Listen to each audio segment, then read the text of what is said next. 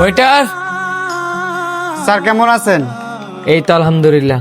যাও আমার জন্য সকালে নাস্তা নিয়ে আসো। Okay sir. এই যে স্যার আপনার নাস্তা। কি ব্যাপার, টেয়া দেওয়ার ডেট কেমন হয়েছে না? আর একটা সপ্তাহ সময় দেন না, দিয়া দিমু। আর একদিনও সময় দিতাম না, টেয়া এখন দিবি। তুই কয়দিন ধরে ঘুরাইতেছস?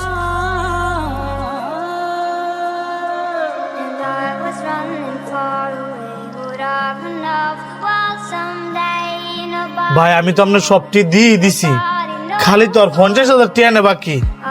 এমন তো না যে আমি আপনার টিয়া দিতাম না। দিছস তো ভাঙ্গিয়া ভাঙ্গিয়া। এক মুঠের টেয়া তুই কি বুঝবি? কালকের ভিতরে টেয়া দিবে, কয়ে গেলাম।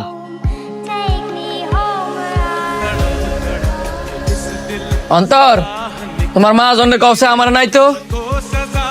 জি ভাইয়া, আমাকে ডাকছেন? যদি কিছু মনে না করেন, আপনার ওই পাওনা 50,000 টাকা আমি দিতেছি। আপনি দিবেন? না না থাক, আমি অন্য জায়গা থেকে ম্যানেজ করে নিব নে। কেন, আমার তে টাকা নিলে কি সমস্যা? না না, বিষয়টা তেমন না। আমি তো আপনাকে চিনি না, বা আপনিও আমাকে তেমন ভাবে চিনেন না।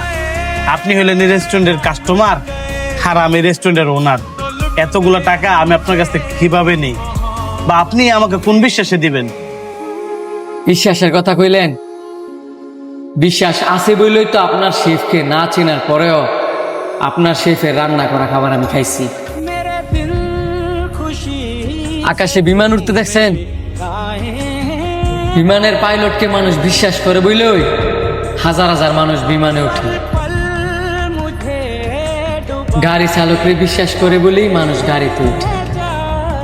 নাবিকরে বিশ্বাস করে বলেই কিন্তু মানুষ জাহাজে ওঠে।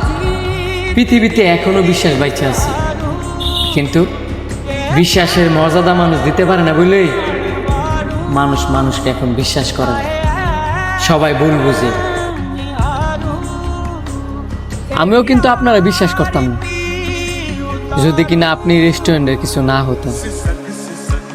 এটা কিন্তু বিশ্বাসের দোষ না, আপনার আমাদের মতো মানুষেরই দোষ। আমার কথা কিছু মনে করবেন না, আমি বুঝি একটা হচ্ছে ইচ্ছাকৃতভাবে সমস্যা, আর একটা হচ্ছে অইচ্ছাকৃতভাবে সমস্যা।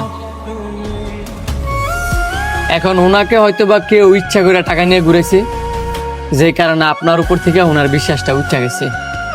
কিন্তু আমি আপনারা বিশ্বাস করি বলেই কিন্তু কইছি যে আমি আপনারা 50,000 টাকা দিতেছেন। হইতেও পারে, কারণ আপনি যে আমাকে টাকা দিতে চাইতেছেন, আমাকে কিন্তু এক সপ্তাহ সময় দিতে হইব।